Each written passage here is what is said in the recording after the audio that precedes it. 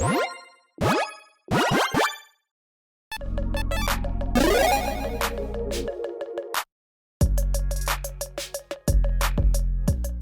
everyone, Mitch coming in for the Commander's Course Studio. Welcome to the show. So today's episode comes to you courtesy of one of my amazing patrons, Drew, who's been supporting this channel as a Brigadier General patron. I truly couldn't do this without the support from amazing patrons like Drew, so again, Drew, thank you so much. And on today's episode, well, we're going to be talking about the biggest, the baddest commanders of all time. Well, sometimes biggest and baddest goes together, and other times it does go together, right? It's just sometimes when you have a commander that's got such a high mana value, they're massive. They are world-changing. They are world-shaping. And other times you're like, oh my goodness. What is that thing? I've never seen that thing before. Why does that cost so much? So let's talk about some of the biggest and most interesting commanders of all time on this episode. So first up, let's talk about commanders that are at the 9 mana mark, which is a ton. Again, when you talk about commanders that are low to the ground, I mean, you've got like Rog, which is 0, all the way up to maybe like 3 or 4, like mid 5, or so, 4 or 5, maybe 6 even, in high mana value. 9 is pushing it. It is a lot. There are 9 commanders right now that have 9 mana value.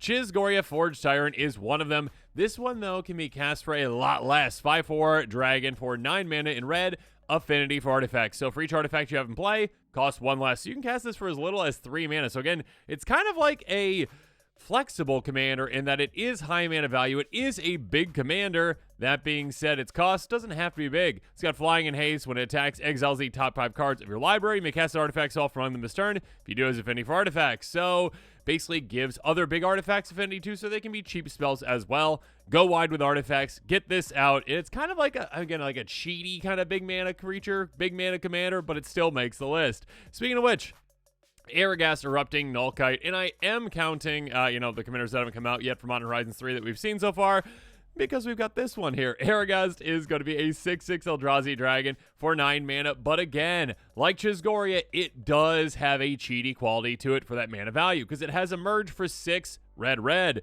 So basically you can cast a spell by sacrifice a creature and paying the Emerge cost reduced by that creature's mana value. So again, this one can cost, obviously just even 8, I guess, if you sacrifice a 0 mana creature, but essentially, yeah, it can cost basically 0 if you happen to sacrifice something that's got a mana value up there as well.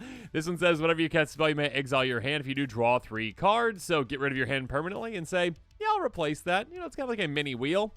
Plays with 3 cards. Flying, each creature spell you cast has Emerge. The Emerge cost equal to its mana cost. So again, it kind of is a cheaty commander that helps you cheat out other things in a way. Emerge is a pretty interesting mechanic. We shall see how popular this one becomes.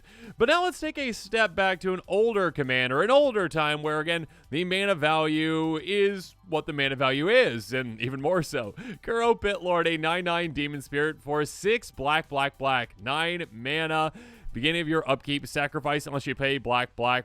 So again, the mana investment is already so intensive with this one. Again, at 9, you have to keep paying to keep it around, like even more so than the Elder Dragon's cost, essentially. On top of that, though, the benefit to this one is pay 1 life till our creature gets -1/-1 until end turn. That is a huge effect. That is a lot of fun. Being able to essentially just for free, your life is a resource, but still for free without paying any mana or like actually tapping this. You can just keep repeatedly doing this as long as you've got life to do so. Take out whatever creatures you want, essentially, as long as you have enough life to do so. Use this in like a life swaps type deck. Again, this is the type of commander where it's like, yeah, the mana value actually equals what it is. You are not cheating on it. You are getting this out and then paying even more to keep it around. Next up, Myojin of Life's Web, an 8/8 spirit for 9 mana in green. Comes into play a divinity counter on it if you play it from your hand. Unfortunately, playing the command zone is not your hand. It's indestructible as long as it's got that divinity counter on it. By removing a divinity counter from it, you put any number of creature cards from your hand into play. So, essentially, if you do get this one out, you got to find a way to get it back to your hand, essentially, and then replay it again so that you get that divinity counter on it. Then you can maybe proliferate, cheat out all the creatures in your hand. Maybe keep doing that again and again and again. A lot of fun things can happen.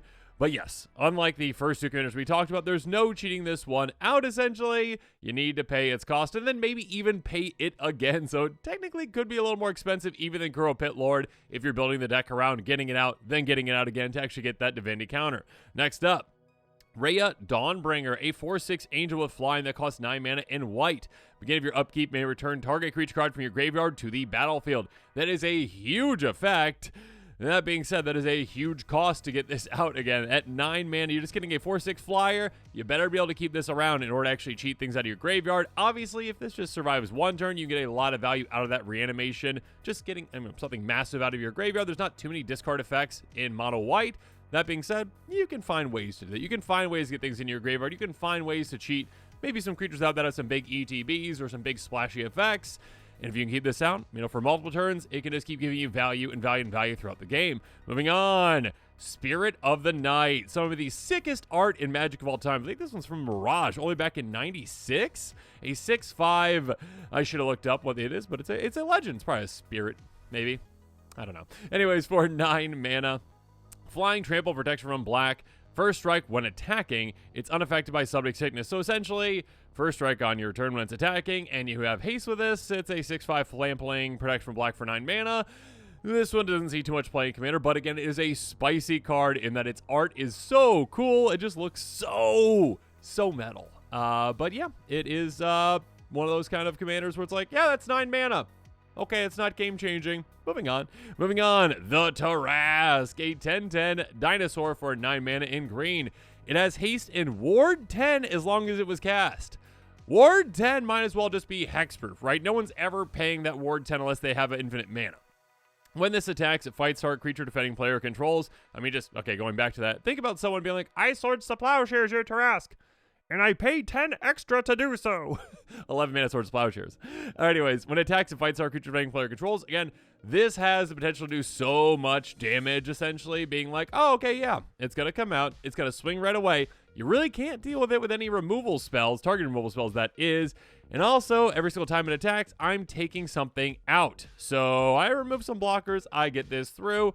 A lot of spice things to have with this. Obviously, you can really take advantage of any kind of, benefits from actually fighting, benefits from taking creatures out. Yeah, there's a lot of cool things you can do with this one. Next up, the Unspeakable. This one's kind of unspeakable in Commander circles because of how bad it is. That's why it's 14 cents. 6/7 Spirit for 9 mana in blue. Flample. When it deals counter to a player, we gotta have a massive effect here. Right here, it's 9 mana. Right here we go. You may return target arcane card from your graveyard to your hand. Okay, yeah, arcane spells are few and far between, and it's arcane tribal, I guess, in mono blue. Let's move on. Moving on, the Dragon, the most popular out of all of the 9 mana commanders. I think I can actually probably say that right, because I think this is like in the top 5, I believe, commanders of all time, maybe 6 or so, but it's definitely more than all the other 9s. A 10/10 Dragon Avatar for 9 mana in Wooburg. That's one of each color. Eminence, as long as it's in the command zone or on the battlefield. Other dragon spells you cast cost 1 to cast. Flying, whenever one or more dragons you control attack, draw that many cards. You may put a permanent card from your hand on the battlefield. This is a commander that, yes, does cost 9 mana. But because that Eminence, it gives you value right away and throughout the game. Even if you literally never cast this, it's like having a ley line in play to start the game that is uninteractable from your opponents. Your opponents cannot stop this effect from happening. Your dragons do cost less. So again, even though this does cost 9, it's doing so much work even before this ever comes out. And again, it doesn't have to come out technically, really, for it to actually be very effective. And when it does come out, though, a 10/10 flyer that is nearly a 2-shot KO. It's a 1-shot KO in some circumstances too once you get things built up. At the very least, a 3-shot KO. That also gives you so much value, cheating things out, drawing so many cards. Yeah, that's a huge card. A giant card, giant commander in Dragon Tribal. Yeah, definitely a very popular 9 mana commander. Moving on, finally at 9 mana, we got Zakama Primal Calamity. A 9/9 Elder Dinosaur for 9 mana in Naya. Vigilance, Reach, Trample. When it enters the battlefield, if you cast it, untap all lands you control. Pay 2 in a red, 3 damage to our creature, 2 in a green, destroy artifact or enchantment, 2 in a white, you gain 3 life. Very flexible, very effective in what it can do with those abilities. That being said, very usable and abusable with that giant ETB cast requirement trigger. So luckily there is that cast requirement, otherwise this would be so broken. Any kind of like a blink effect with the repeatable blink effect, like Eldrazi Displacer, just like, okay, yeah, infinite right there. At the very least, you need to like Teamer Sabertooth this back to your hand, and they do it again and again and again. That being said, players do build, Dinosaur Tribal with this. Some people build Infinite with this. There's some really cool things that you can do with it. A very, very Well, expensive commander at 9 mana again, but it gives you that value back right away. You get that mana back. If you actually cast this, again, with a lot of lands, you get that mana back even more so maybe with that too. But not so on to 10 mana commander, starting off with a brand new one from Outlaws of Thunder Junction, Eris Roar the Storm, a 4/4 elemental warlock for 8 in Izzet colors. But again, like some of the other ones we mentioned so far, some of these newer 9 mana commanders, 10 mana commanders, plus commanders seem to be, hey, yeah, I got a high mana value, but not really, don't worry about it, because it's going to cost 2 less gas for each different mana value among instant source cards in your graveyard. Flying Prowess. Whenever you catch your second spell each turn, create a 4/4 red dragon elemental creature with flying and prowess. This one essentially says, hey, get some spells into your graveyard of different mana values that I can cost as little as 2 mana, essentially. Even if I go back to the command zone, extra commander text, whatever it is, probably still 2 mana. So essentially at a certain point again, you can get out this 4/4 flying prowess that makes other 4/4 flying prowesses. If you are casting, your second spell on every single turn, you get a lot of 4/4 flyers, a big dragon army out of nowhere essentially. Well, I mean, you got to build up each turn, but still a lot of value to be had with something like this. And again, it does cost 10, but not really. One that does cost 10, and thank goodness it does, though, is Jin-Gitaxias Core Augur. One of the saltiest cards of all time, one of the saltiest commanders of all time. 5/4 Praetor with Flash that costs 10 mana in blue. Beginning of your end step, draw 7 cards, and just a little thing right here. Each opponent's maximum hand size is reduced by 7. Oh no. So essentially, you get this in play, and if it sticks with 1 trip on the table, you probably win the game, because you are just replenishing your hand and then some every single one of your turns. Your opponents are having the exact opposite effect, where they're like, okay, yeah, 7 minus 7 is 0, so I don't get a hand. So if they don't have a hand, they don't really have any way to kind of react to you. Essentially, they're just hoping that they hit things off the top of their library. So again, thank goodness this one does cost 10. That being said, if you're playing against this commander deck, they're going to be ramping very, very quickly, so try to stop them as well as you can. Moving on, Kozilek, Butcher of Truth. Yet another commander, again, that does actually cost its mana value. Many of these do, and this one says, I'm well worth it. 12/12 Eldrazi for 10 mana. When you cast it, draw 4 cards. Annihilator 4. Annihilator is a disgusting thing. When this creature attacks, defending player sacrifices 4 permanents. So again, a massive 2-shot KO already at 12 power. Also, hey, you want to draw some cards? Cool, draw some cards. You paid enough mana for me. Draw some cards. 4 cards, that's a lot. And then also, hey, if I attack, that player's in big trouble. That player's in big trouble because not only am I 12/12, but also they got to sacrifice a lot of things as well.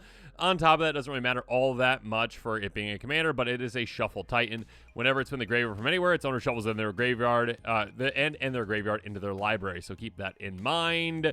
You're probably not going to be doing that if it's your commander, but still a huge, huge creature. Next up, Kozilek the Great Distortion, a 12/12 Eldrazi. Kozilek is back again, 12/12 again at 10 mana too, but this time it's 8 colorless. When you cast a spell, if you have fewer than 7 cards in hand, draw cards equal difference, menace, discard a card, mana value X, counter target spell, mana value X. A huge effect. This one, again, is a 2-shot KO with some evasion there with that menace. Again, not perfect evasion, but if that opponent only has 1 blocker, yeah, it's perfect evasion for that scenario. That being said, again, it can draw you 4 cards or more than 4 cards or less than 4 cards, depending on what you have. If you've got no hand when you cast this, congratulations, you're the proud owner of a new hand. And you can then use that hand to essentially stop your opponents from stopping you. Again, basically free counter spells as long as you can match up a card in your hand to a card that an opponent cast, mana value wise, just discard it and stop them from doing that. So again, a massive effect. Moving on, Myojin of Infinite Rage, a 7/4 spirit for 10 mana in red. When it comes into play, it comes to play the divinity counter on it if you played it from your hand.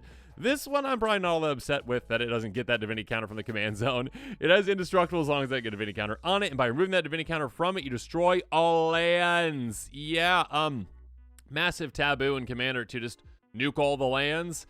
It's a taboo. Many players out there, many playgroups out there don't appreciate mass land destruction. Typically, I would say. Some playgroups, there are exceptions, but typically not. So a commander that actually does that, yeah, kind of frowned upon for the most part. That being said, it's actually decently difficult to do that because you either need to get this back to your hand and then replay it from your hand, or play a clone spell from your hand, which I don't actually know if there's like really, I think there might be a couple of actual clone spells in red, but I don't, yeah, I mean, red's more so like Twin Flame, like create a copy of it, which wouldn't be cast. You wouldn't get the actual copy of it. Is there even one? There might be one. There might be one. Let me know in the comments below if there's one. I'm thinking about that one mana rock. There might be one. I should look this up ahead of time. Anyways, Myojin of Infinite Rage. Definitely a 10 mana creature that is kind of hard to actually make work. So again, some of these have been, reduced cost. I can get it out easy. Other ones are like, I really got to work at it. Okay. Next up, Myojin of Sequence, one that is well worth working for, a 3/3 Spirit for 10 mana. And again, it is a Myojin, so you don't get that divinity counter on it when you cast it from the command zone. You can remove that divinity counter from it, though, to draw a card for each permanent you control, which is massive, which is huge, which is amazing. I mean, again, just at a base value, if you're just playing lands, you're getting this in play, let's just say you've got like 10 permanents, you probably have more than that even.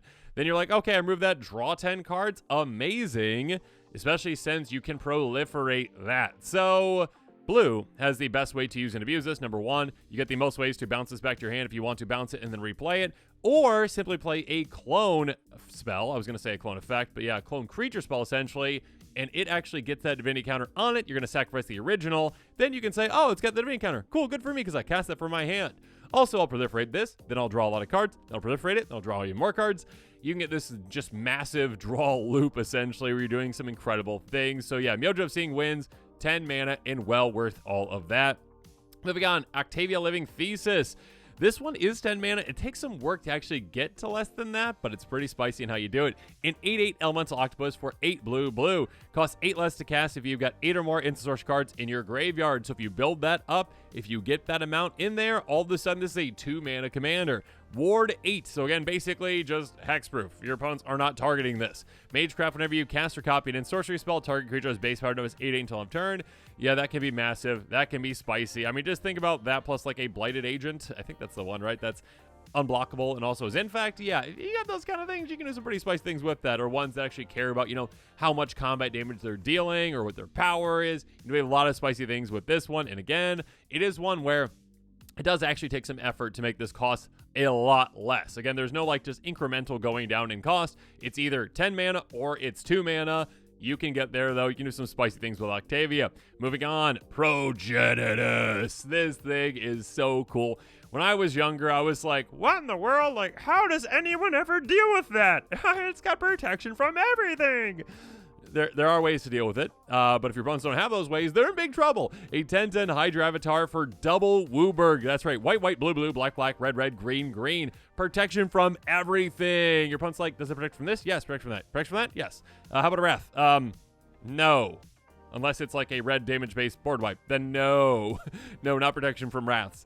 How about an Edict effect? Okay, no, not that either. Unless I've got another creature in play, then I'm fine. But yes, there are ways to deal with it, but not many out there. If your opponents don't have one, they're going to be staring down a 10/10, which cannot be touched, essentially. Your opponents cannot take it out. It cannot be blocked ever. You will just get through on them all the time. So, yeah, it's a 3-shot KO, very easily turnable into a 2-shot KO or a 1-shot KO. I mean, just +1/+1 and double strike will just do it. So, yes, you need to, well, and you also need, like, an Anthem effect to do that, too. So keep that in mind, switch from your things as well, so you can't just, like, equip it, because it's got protection from your equipment too, or your spells as well. So keep that in mind. There are ways to do it, I promise. I think finest hour, basically. But yeah, there's a lot of ways to go about this, turning at least into a 2-shot KO, maybe even a 1-shot KO. It's a spicy commander. There is no getting around that cost, right? You have to pay the cost, but it is well worth it when you get it out and play. Moving on. One with one of the most confusing mana costs in Magic of all time. Reaper King, a 6/6 artifact creature scarecrow. That cost, here we go. 2 or a white, 2 or a blue, 2 or a black, 2 or a red, 2 or a green. So this can cost anywhere from Wooburg, that's just 5 mana, all the way up to 10 mana or anywhere in between, depending on how you're actually paying for this card. So yeah, this is kind of like a 10 mana commander, but also a 5 mana commander. Just depends. Other scarecrow creatures you control get ++1. Whenever another scarecrow comes in a planar control, destroy target permanent. Keep in mind that does not say non-land. It does not say non-land. So, at a certain point, when you get your scarecrows and changelings in play, and then you just blink them all, your opponent's in big trouble because you're destroying all their things and probably their lands eventually, and then the game is over. Well, it's not technically over, but if all your lands are destroyed, I recommend you scoop. You should probably scoop. It's going to be over, okay? Because we'll just keep linking them. But yeah, Reaper King, a really spicy commander, and one that, again, is a very weird one that can cost anywhere between 5 or 10 mana, depending on the situation. Finally, Ulamog, the Ceaseless Hunger, no discount here. A 10/10 Eldrazi for 10 mana. When you cast it, exile 2 target permanents. That is a huge cast trigger. Indestructible, and when it attacks, if any player exiles the top 20 cards of the library, that's more impactful in other formats because, well, we've got 100 cards. Yeah. So if you attack someone, let's say, 3 times, you're more likely to take them out with commander damage than you are milling them because you got cards in your library still, don't you? Because I just got rid of 60 cards, but you start off at 100, so sure. That being said, yes, you still can actually mill players out with this in combination with other things as well. But yeah, a huge, huge creature. Again, indestructible, hard to deal with, gets rid of your opponent's things when you cast it. This one is a gem at 10 mana. Moving on, though, at 11 mana, we're taking a step down, all right? With the first 2 at 9 mana, we had 10. At 10 mana, we had 10. And then at 11 mana, we've got 2 creatures. One of them, a newer one from this year, the Pride of Hulklade. A 2/15 Crocodile Elk Turkle. I said Turkle. It's an elk and a turtle. Turtle for 10 and a green, so 11 mana. It's going to cost X less to cast for X is the total toughness of creatures you control. So again, this is one that can be pretty easily reduced down to, well, essentially just a single mana. So this might be the cheapest commander out of all these that we've talked about in this episode, although the Emerge one technically can go out for free if you have another creature in play that has enough, anyways. Defender for 2 blue. Until it turns, our creature control gets +1/+0 and gains. Whenever this creature is combinated to a player, draw cards equal to its toughness and can attack as though it didn't have Defender. So, yeah, this one essentially says, hey, get out your toughness creatures very quickly, very effectively, get me out, then just send it through. Send one of those toughness creatures through, maybe even me, and draw like 16 cards. So yeah, you can do some pretty spicy things with this one. It's a very, very, very funny commander.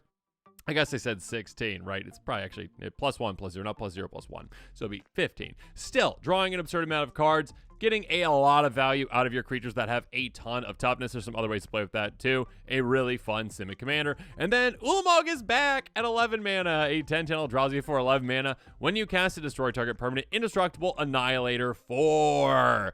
And then the Shuffle Titan thing. So yes, this one again is kind of like the other side of Kozilek. Annihilator 4 is gross, is disgusting. This one, unlike Kozilek though, is indestructible. It is hard to deal with. And also on top of that, you are going to be destroying a permanent when this is cast. That is gross. I mean, you're not, unlike the other Ulamog, you're not, exiling 2. You aren't also, milling someone. I mean, milling with exile someone's library when you're attacking. But hey, you are forcing them to sacrifice 4 things every single time you attack them. Gross, effective, hard to deal with. Ew.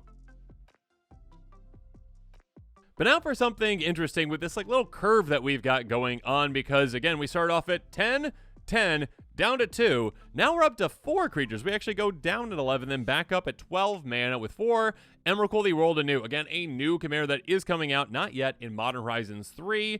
This one is a 12/12, 4/12 Eldrazi. When you cast this spell, gain control of all creatures target player controls. That is gross. That is just plain rude. Flying protects from spells and from permanents that were cast for this turn. When it leaves the battlefield, sacrifice all creatures you control. Madness, pay 6, colorless. Okay, so this is a very interesting commander that is decently hard to deal with again. Protect from spells and from permanents that were cast this turn. So your opponents can't target it with spells that they're casting, essentially. And also things that were played this turn. Very, very interesting commander. Again, a 2-shot evasive commander. Yeah, that just can also steal an opponent's entire army. Gross. Oh, wait. That player's army is better now. Okay. I'm going to bounce this back to my hand. Oh, no, I sacrificed all those creatures that I stole from you. Oh, darn. And then I'll find a way to actually discard this from my hand and just pay 6 mana instead. So, again, there's no cheating in that initial mana cost with this. I mean, unless you can find a way to, get it to your hand, then discard it. Sure, but let's assume that you don't have that. From the command zone, you cast it for 12, and then each time after that, if you are getting it back to your hand, you're casting it for 6, so there is some discount in that. It's a very interesting, very disgusting, and apparently very expensive commander. This one hasn't come out yet, but anyways. Next up, Galta Primal Hunger, 12/12 Elder Dinosaur for 12 mana, 10 green. Cost X less to cast for X, the total power of creatures you control and trample. So kind of like the opposite of the Pride of the Hulklade. This one is, again, one that wow, is very simple. Just a 12-12 trampler, but you can get out super early and against a 2-shot KO on players. Pretty easily turn to a 1-shot KO. Just give it Fire Shrieker. There you go. 1-shot KO with double strike. That being said, or ways to double up power. There's plenty of ways now. Basically, hey, get some creatures out that have power. Get this out super early, and all of a sudden, yeah, you're able to attack. If you're with me, you know, if you're like me, you could build one around like vehicles and be like, okay, vehicles, dinos, and cars, because vehicles are decently hard to deal with compared to other creatures. When it comes to like a board wipe, like a Wrath of God, you can just, oh no, you dealt with my Galta. Okay, next turn. Get something out. I crew a vehicle. I crew another vehicle with my vehicles, which is kind of weird in Magic, right? Where you're like, my vehicle gets into the other vehicle, which gets on the vehicle. Interesting. And then, yeah, you get this out again pretty cheaply. Moving on. In name as one. One of the jankiest high mana value commanders out there for a couple of reasons. An 8/8 Spirit for 8 black, green. When it comes into play, if you play it from your hand, you may search life for a spirit card, put it into play, then shuffle your library. Here's the problem again. From your hand. Yeah.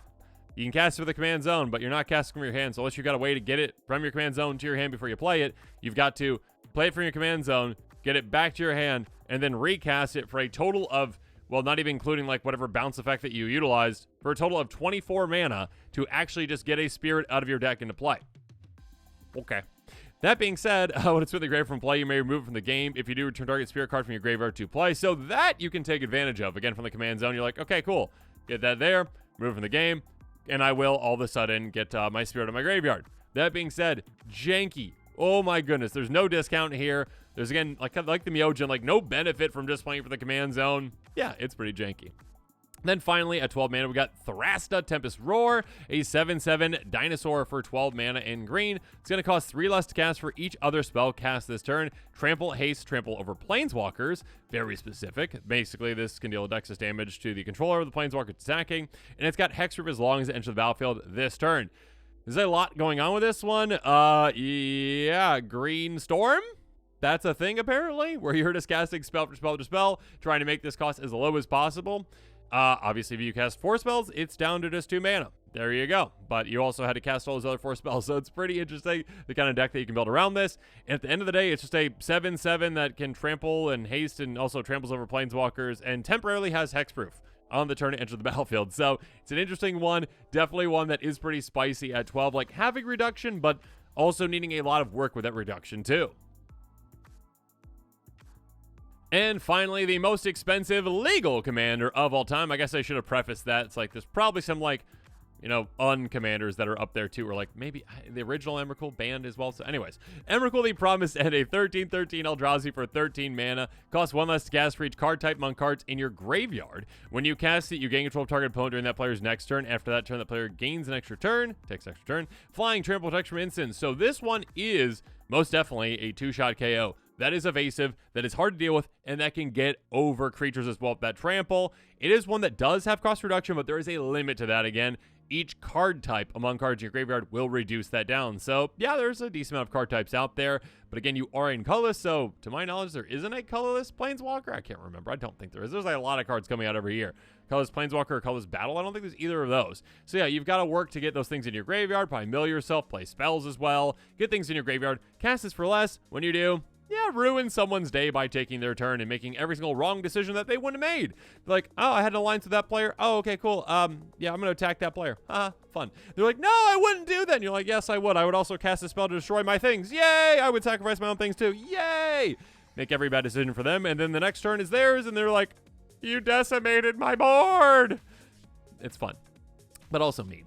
Anyways, this is the only commander at 13, though. Packs a punch for what it is. Does cost a lot, but there is potential reduction for this as well. A very interesting and very disgusting commander. But now as this episode is coming to a close, let me know what your thoughts are on these commanders. Again, we are starting to see more and more commanders these days. I mean, for a long, long time, we didn't see like any that were all that high mana value, because like the first ones were like really janky and like a lot of mana.